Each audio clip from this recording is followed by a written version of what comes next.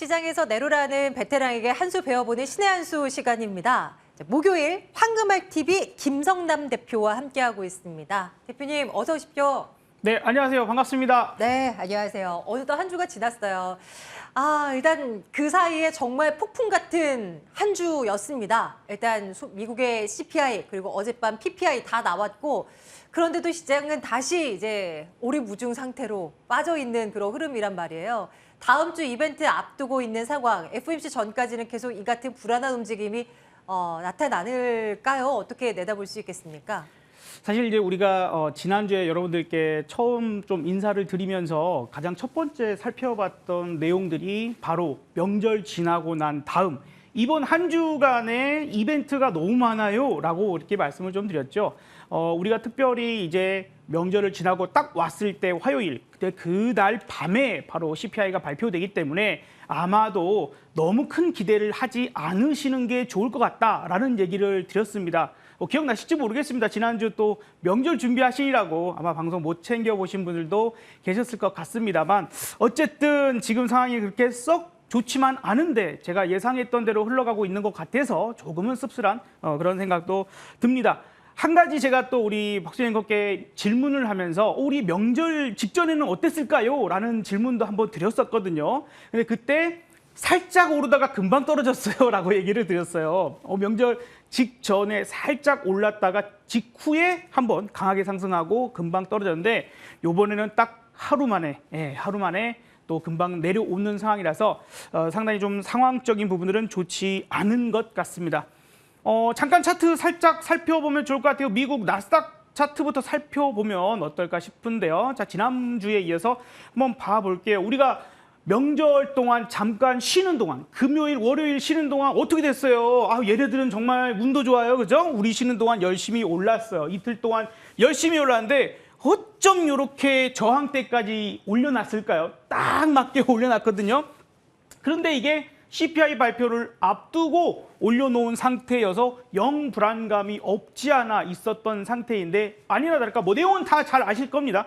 CPI 발표가 8.3%가 나오면서 기대 8.1 내지는 8% 이하를 기대했던 시장이 아주 배신감을 느끼면서 강력한 하락을 했죠. 5% 떨어졌습니다. 나스닥이 말이죠. 근데 우리는 어땠어요? 3%도 채 안 떨어지고 열심히 또 반등했거든요. 물론 이제 플러스 전환까지는 못했지만 그래도 이 정도라면 엄청나게 상대적으로 강한 거 아니겠어요? 그렇죠? 엄청나게 강한 겁니다. 자, 그런데 어젯밤에 PPI가 발표가 됐어요. 이제 우리가 이제 CPI는 소비자 물가 지수, PPI는 생산자 물가 지수입니다. 예상치는 8.8% 예상을 했는데 8.7이 나왔어요. 야, 0.1% 낮아서 이거 참 좋겠다. 그래서 여러 언론사들 혹은 외신들도 대량 저가 매수세가 대거 들어왔다면서 아주 그냥 대두특필하는 언론사들 몇몇도 봤는데 그걸 지켜보는 저의 모습은 조금 쟤네들 왜 저러지? 라는 생각들을 좀 해봤습니다. 뭐가 올랐나요? 0.7% 마이너스 5% 빠지고 0.7% 올라간 게 많이 오른 건가요? 그렇지 않죠. 자, 그러면 이제 우리 상대적으로 한번 생각을 해볼게요. 다시 한번 저 끝에 우리 나스닥의 모습을 잠깐 봐보면 일단 강하게 상승했던 부분들 우리가 바로 하루 만에 올려쳤다가 마이너스 5%를 가고 그 다음에 어떻게 됐죠? 어제 0.74밖에 못 올렸습니다. 그렇죠? 이렇게 나왔어요. 얼마 올라가지 못한 겁니다. 자, 그러면 이제 확대해서 다시 우리나라 증시를 한번 봐보도록 하죠. 자, 우리나라 코스피로 보면은 어떨까요? 자, 이제 하루 만에 미국의 이틀간의 상승을 단 하루 만에 끄집어 올려놨는데 어떻게 나스닥에 저항대 딱 맞는 것처럼 우리도 딱 정확하게 이렇게 저항대까지 올려놨네요. 20일 이동평균선입니다. 하루 만에 올려놓은 거 치고는 꽤 많이 올렸다. 근데 어쩌려고 저렇게까지 많이 올리지? 하는 의심을 좀 많이 했어요. 저도 하루 종일 또 많은 분들과 방송을 하고 있다 보니까 그거 통해서 많이 말씀을 좀 드렸는데 아니나 다를까 또 금방 꼬꾸라지는 상황이 나왔습니다. 그러니까 우리가 여기서 여러분들한테 말씀드리고 싶은 거는 예측하기 어려운 상황, 그죠? CPI가 몇이 나올지, PPI가 몇이 나올지 우리는 모른단 말이에요. 아마도 세상을 움직이는, 그죠? 전 세계 경제를 쥐락펴락하는 그들은 자기네들끼리 알지도 모르겠어요. 그래서 우리가 흔히 주식하는 사람들끼리는 음모론적인 얘기도 많이 하기도 합니다. 야, 쟤네들끼리는 지들은 미리 알고 준비하고 있을 거야. 왜냐하면 어차피 현물 쪽은 땡기든 죽이든 파생시장을 통해서 얼마든지 해지 혹은 더 큰 수익을 내버리기도 하기 때문에 우리가 파생시장도 때로는 같이 분석을 좀 해볼 필요가 있는 거거든요. 자, 그래서 이번 한 주간 계속해서 금요일까지도 그죠? 소비자 신뢰 지수까지도 계속 발표가 남아 있어요. 그래서 하루 올랐다 하루 떨어졌다 내지는 지표들에 의해서 내려가고 올라가고 이런 것들이 나올 수 있는 상황. 벌써 내일 또 금요일이네요. 그죠? 하루 좀 짧다고 해서. 그래서 그런 것들 포인트를 하나하나 좀 잘 살펴봐야 될 거고, 제가 생각할 때는 그런 것 같습니다. 물론 영국도 소비자 물가 지수가 9.9%가 나왔어요. 자, 그래서 1년 만에 상승세가 꺾였다라고 평가를 받습니다. 그런데 그 숫자가 꺾였는데 몇이라고요? 9.9%요. 몇이라고요? 9.9%요. 너무도 살인적인 물가죠. 그래서 시장이 우리가 사람답게 살만한 정도가 되려면 아직도 멀었다 얘기가 나오는 거죠. 파월 연준 의장이 잭슨 홀 연설에서 혹은 그 이후에 또 한 번 얘기를 하셨잖아요. 근데 그게 변화가 없이 매우 강경한 발음. 자, 가게도 기업도 매우 힘들 테니 준비하시오. 라는 이런 뉘앙스였거든요.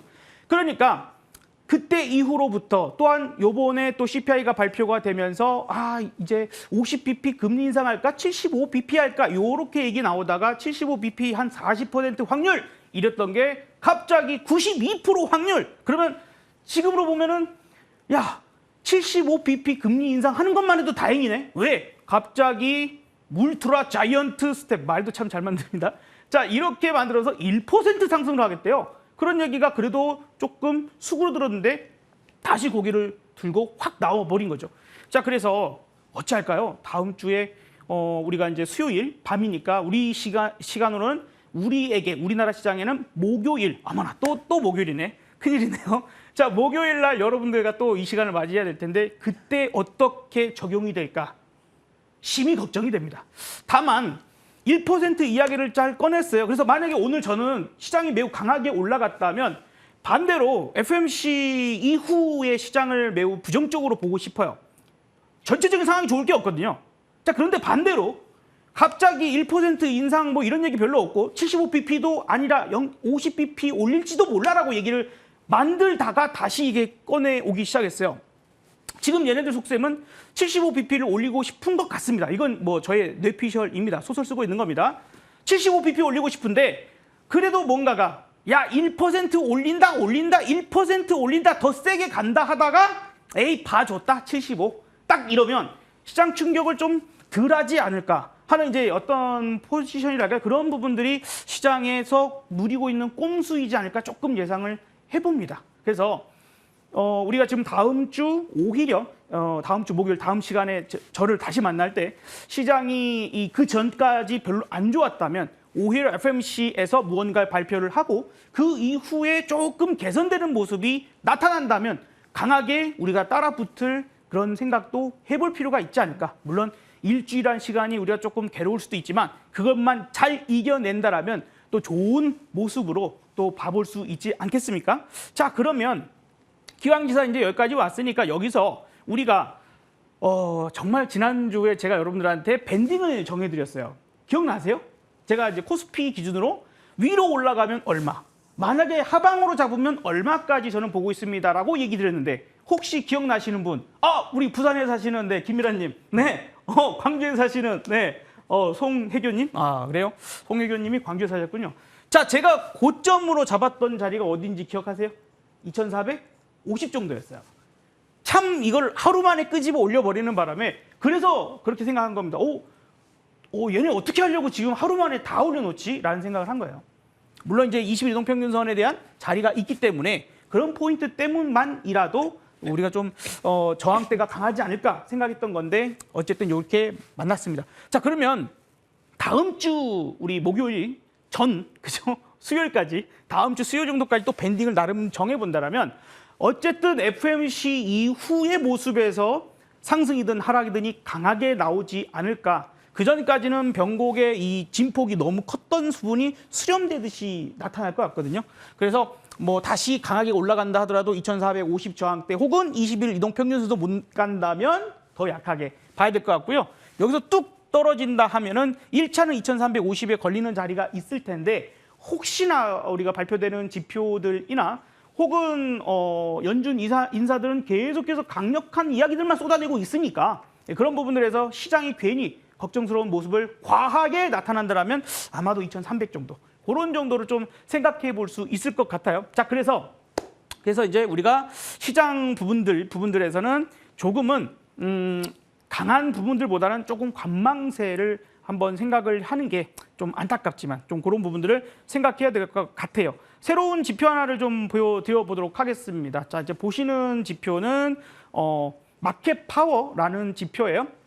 마켓 파워인데 요거는 이제 짧은 움직임 선물 지수입니다. 네, 선물 차트예요. 선물 차트인데 짧은 움직임을 나타낼 때 보는 지표이기도 합니다. 지금 현재 방송하기 직전에는 오늘 센터 값이라고 하는 값이 지금 현재 140이네요. 140입니다. 오늘의 저가가 293. 여기 보시면 이제 또 정확히 나올 수 있는데 293까지 떨어졌다가 지금 오늘 195 이렇게 밴딩을 갖고 있어요. 아까 방송하기 직전만 해도 270대, 마이너스 270대 이래서 조금 추가적으로 떨어질지도 몰라 했던 부분들이었는데 그나마 지금 조금씩 끄집어 올리고 있는 상황이라서 어쩌면 오후장에는 조금이라도 땡겨 놓을 가능성은 있지 않을까. 다만 아주 크게 기대하기는 조금 어려울 것 같습니다. 자, 그래서 지금 현재 실시간 이거 이제 좀 짧게 보는 지표예요. 이거는 이제 파생 매매 하시는 분들이 짧게 지지와 저항 자리를 보거나 그게 지속되는 부분들을 보기 위해서 보는 차트입니다. 그래서 이런 부분들에서는 지금 현재 큰 움직임을 기대하기는 어렵다. 그러면 이제 우리가 그래도 항상 얘기하는 거 있잖아요. 하늘이 무너져도 솟아날 구멍은 있다 하는 부분들에서 오늘 과연 어떤 업종, 어떤 종목을 좀 보면 그래도 시장이 만약에 좋다면 뭐 올라갈 테고 그죠? 시장이 안 좋아도 버틸 수 있는 건 무엇일까? 좀 한번 살펴보는 것도 중요할 것 같습니다. 네. 남아있는 한 주도 쉽지 않겠는데요. 정말 말씀 들어보니까 다음 주 목요일이네요. FOMC 이제 결과 우리가 보고 놀라고 혹은 진정되고 시작을 바라보며 이제 김성남 대표님과 함께 또 이제 시작에 대한 이야기를 나누게 될 텐데 과연 어떤 그림이 펼쳐지게 될지 참 궁금해집니다.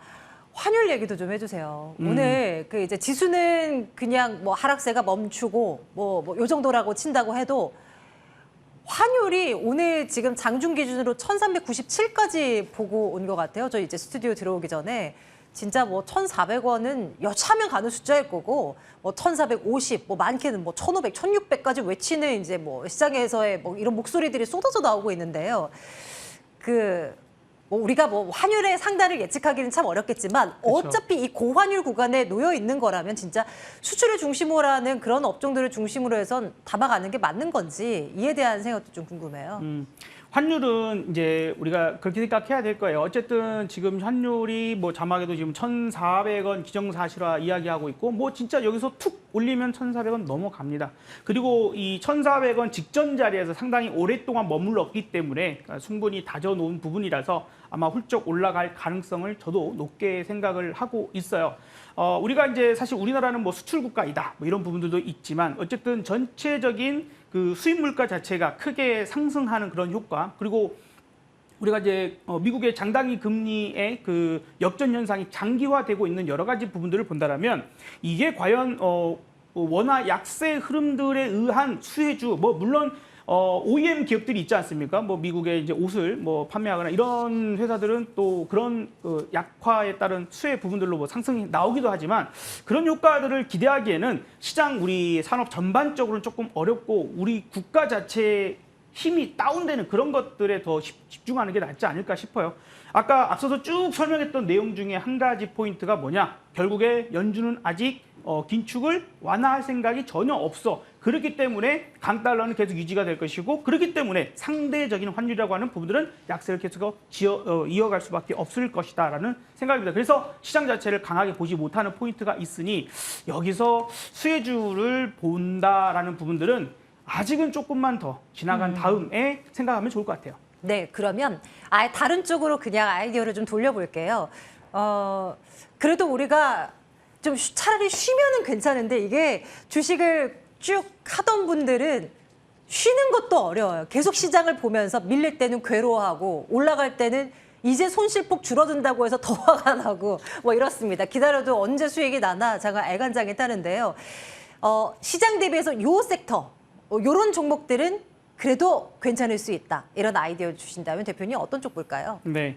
오늘 사실 태조 이방원 우리 주도주로 많이 얘기를 했던 것들 오늘 뭐 태양광도 엄청나게 좀 세게 나오고 있고 조선주도 일부 어쨌든 센 움직임도 보여주기도 했습니다. 전체적으로 나쁘지는 않았어요. 주도주라고 하는 섹터가 올라감에도 불구하고 시장이 지금 약한 거거든요. 그러면 이제 늙은 겁니다. 태조 이방원에서 더욱더 우리가 큰 힌트를 얻기가 어려울 수 있어요. 어쨌든 식량난, 에너지난 그리고 경기 침체에 따른 그런 부분들을 가져갈 수 있는 종목군들을 봐야 할 것이고 혹은 앞으로 수주나 여러 가지 부분들에 기대해 볼 수 있는 업종을 봐야 될 텐데 나름 그런 업종적인 부분들 생각해 본다면 그래도 이제 건설 업종이 상반기에도 상당히 실적적인 부분들, 수적인 부분들이 좋았고 아마 하반기에도 이미 이제 목표치를 넘어간 그런 기업들도 있기 때문에 하반기에도 좋지 않을까 생각됩니다. 우리나라 건설사들이 굴지의 기업들이 된 가장 중요한 지역이 바로 중동 지역을 좀 생각해 볼 수가 있죠. 사우디의 모래바람을 먹고 우리 어르신들께서 이 나라를 또 잘 먹고 잘 살 수 있게끔 해놓으신 거 아니겠어요? 자, 이제 사우디나 아랍에미리에이트에서 가스나 뭐 석유화학에 대한 투자를 계속해서 늘릴 계획이라고 해요. 그에 따른 수혜를 받아볼 수 있는 가능성도 있을 것이고 사우디 네옴시티 같은 경우는 이미 우리나라 기업들이 두각을 드러내고 있습니다. 그렇죠? 그리고 이제 우크라이나 재건을 한다라면 중소기업들, 중소건설사가 가서 거기서 건설하고 있겠습니까? 아니겠죠. 대형 건설 프로젝트가 아마도 진행될 텐데 그건 조금 후의 이야기지만 어쨌든 증시는 나중에 후의 이야기들을 먹고 사는 그런 부분들이 있기 때문에 아마도 가능성이 있지 않을까. 그다음에 이제 원전에 대한 이야기를 하면 건설주들하고 뭔 상관이야 이렇게 생각하실 수도 있는데 그렇지 않습니다. 오히려 이 전체 프로젝트 금액 중에서 건설이 차지하는 비중이 상당히 크기 때문에 그런 포인트들도 좀 생각해 본다면 원전이 아주 미래의 에너지가 될 수는 없어요. 그러나 핵 융합, 핵 분열 요 부분들에서 핵 융합 기술로 가야 되는 중간 단계.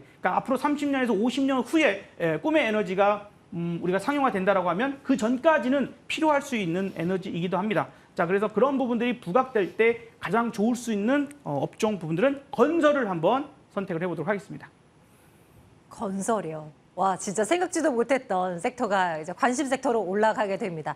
그 안에서도 정말 많은 종목들이 있잖아요. 우리가 또 건설 섹터 좋아요라고 하면 또 아무거나 투자하는 분들도 계실 겁니다. 여기서 네. 또 옥석을 가려야 되는데 어떤 게 옥일까요? 네, 아유, 제가 오랜만에 방송하니까 참 덥네요. 열정적으로 방송을 좀 드리고 지금 이제 우리가 건설주 하면은 그래도 어쨌든 지금 시장이 좋은 시장이면요 중소형주도 괜찮아요. 뭐 그런 것들도 결국에 올라가고 탄력이 좋을 테니까. 근데 지금 시장이 좋아요, 나빠요? 나빠요, 그죠? 나빠요. 악덕 사장님도 나빠요. 근데 어쨌든 나쁘다 보니까 대장주를 선택해야 됩니다. 자, 건설주 중에 가장 대장주 한다면 저는 현대건설을 이야기 드리고 싶어요. 자, 차트 보면서 사실 앞서서 건설주 얘기할 때요. 그런 핵심이 되는 얘기들 대부분 다 드렸어요. 이 현대건설의 상반기 신규 수주만 해도 21조 원이거든요. 근데 이제 그 21조 원에서 주택 부분만 9조 6천억이 나왔어요. 근데 이게 목표치, 인력 목표치의 160%에 해당됩니다. 국내의 신규 수주가 17조 9천억, 뭐 우리의 코로나 상황들을 생각해 본다면 어쩔 수 없겠지만은 이게 이미 연간 목표 74%를 차지하고 있는 상태이거든요. 자, 그래서 그런 것들을 좀 본다라면, 그리고 아까 말씀드렸던 뭐 원전뿐만 아니라 뭐 해상 풍력 뭐 이런 것들도 마찬가지로 어떤 우리가 생각해 볼 수 있는 수혜적인 부분들 볼 수 있을 것 같아요. 자, 그리고요 하반기에 그 해외 수주가 가능할 만한 파이프라인들도 상당히 많이 굵직한 것들이 준비되어 있는데, 예를 들자면 필리핀의 남북 철도 요게 약 15조 달러 규모가 됩니다. 자, 그리고 사우디의 네옴 항만 부분들이 5에서 10억 달러 정도, 그리고 이제 카타르의 라스라판 이 6억 달러 정도 이렇게들 준비가 되어 있다 보니까 아마도 이 능력 있는 현대건설이 그런 부분들에서 좀 좋은 성과들을 가져올 가능성이 있지 않을까 생각됩니다. 자, 이제 우리 차트 보면서 또 이제 공략 포인트 살펴보도록 할까요? 자, 보시면은 나름 이제 시장이 안 좋을 때, 그죠? 상당히 안 좋을 때 혹은 시장이 주도적으로 올라갈 때 나름 주도주 성격을 가지고 올라갔어요. 그래서요. 현대건설도 태조 이방원 말고 플러스 알파라면 충분히 그 자격이 있다라고 생각됩니다. 근데 요거 최근에 들어와서 좀 조정을 받았죠? 조정받고 너무 예쁜 자리들에 와서 지금 터닝을 하네요. 오늘 시장 그렇게까지 강한 거 아닌데도 불구하고 상당히 강력한 상승을 보여주고 있는 상태입니다. 만약에 내일 또 시장이 금요일이다, 또 어떻게 미국 시장이 또 빠졌다, 나쁘다고 한다면 얘가 빠져도 어느 정도는 지지 테스트를 해줄 것 같아요. 지난주 제가 여러분한테 말씀드렸던 로보도 시장이 팍 빠져도 안 빠지잖아요. 그렇죠? 그리고 금방 다시 올라와 버리고 그런 것들이 지금 시장에서는 필요할 수 있습니다. 시장이 너무 나빠서 다 억울하게 빠질 수도 있거든요. 그럴 때도 그나마 강력하게 버틸 수 있는 업종 종목 이런 것들이 필요한 겁니다. 자, 어쨌든 회사 내용이 좋아야죠. 실적이 좋아야죠. 그래야만이 우리가 계속해서 볼 수 있을 겁니다. 뭐 우리가 일주일에 한 번씩 제가 여러분들한테 말씀드리다 보니까 너무 단기 종목이 아니라 조금은 좀 끌고 가볼 수도 있는, 관찰을 해볼 수 있는, 천천히 볼 수 있는 종목으로 말씀드리는 건데, 이제 보시면은 검은색으로 선이 있죠. 이거는 200일 이동평균선입니다. 200일 이동평균선이고요. 그 바로 앞에 녹색 라인은 바로 120일 이동평균선입니다. 그 밑에 야광색이라고 해야 되나요? 요거는 밝은 녹색은 바로 60일 이동평균선입니다. 자, 에너지가 어떻게 돼 있죠? 몰려 완전히 몰려 있는 상태입니다. 그래서 이제 이 장기 이평들을 다 깔고 있는 상태이고 이제 20이동 평균선이 저항이 될 수도 있겠지만 그 자리만 뚫어낸다라면 모멘텀이 있으면 충분히 뚫어낼 수 있을 거라고 생각돼요. 그래서 뚫어낸다라면 한 번 정도 도전할 수 있지 않을까 좀 생각되니까 한번 보시면 좋겠고, 그래서 만약에 시장의 어떤 주관적인 부분에서 한번 충격을 준다라고 하면 조금 내려오겠죠. 그래서 뭐 매수가는 한 44,000원 정도 구간을 좀 보도록 하고, 목표가는 이 역시도 좀 상대적으로 생각해야 됩니다. 시장이 안정적으로 상승을 강하게 해준다라면 한 55,000원. 혹시라도 너무 안 좋아 시장이, 그렇다면 5만 원 정도에서 끊어야 될 수도 있습니다. 그 점은 시장 상황에 따라 조금 봐야 될 거고요. 내가 어떤 상황이든지가 만약에 이 현대건설이 4만 원이 깨졌다라고 한다면 아마도 그거는 시장 자체가 와르르르 무너지고 있는 상황일 겁니다. 그때는 장사 없어요. 삼성전자도 모두 장사 없습니다. 그렇기 때문에 4만 원 손절가 생각하시면서 대응하시기를 바라겠습니다. 네, 오늘의 관심 섹터가 건설이었고요. 그 안에서 현대건설을 탑으로 올려놓습니다. 오늘 코스피 시장 전체를 놓고 봤을 때 꽤 강한 종목 몇 꼽으라고 한다면 그 손가락 안에 현대건설이 들어가는 것 같아요. 그만큼 시장 대비 강한 모습을 나타내는데요. 저희가 중간중간에 흐름 쫓아가면서 수익률도 체크하고 추후 AS도 이제 점검을 해보도록 할 테니까 여러분들 계속 따라와 주시기 바랍니다. 황금알TV 김성남 대표와 함께한 신혜연 씨였습니다. 고맙습니다. 네, 감사합니다.